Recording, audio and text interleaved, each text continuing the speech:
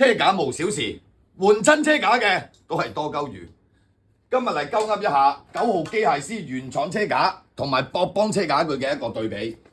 首先，我哋睇下嗱，就睇呢個位置，唔使量俾大家睇啦，就睇佢嘅主梁。主梁廠家嘅數據係足5厘厚嘅鋼管，足5厘啊嗱，就睇呢個位置就睇到啦。而且佢成個車架嘅焊工，再睇翻機械手嘅焊工，全部係用機械手點焊嘅呢啲機械手點焊。咁成個車架咧，佢嘅副管都足用到3厘半啊！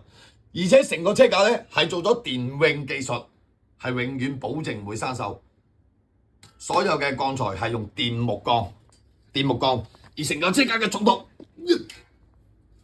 可以，廠家俾出嘅數據係20公斤，原廠車架差少少20公斤應該講。OK， 嗱呢個係原廠車架，大家作一個對比啊！而且佢嘅價錢好靚，相當之靚仔，相當之優秀，幾嚿水幾百蚊就擁有一個咁堅固無比嘅車架。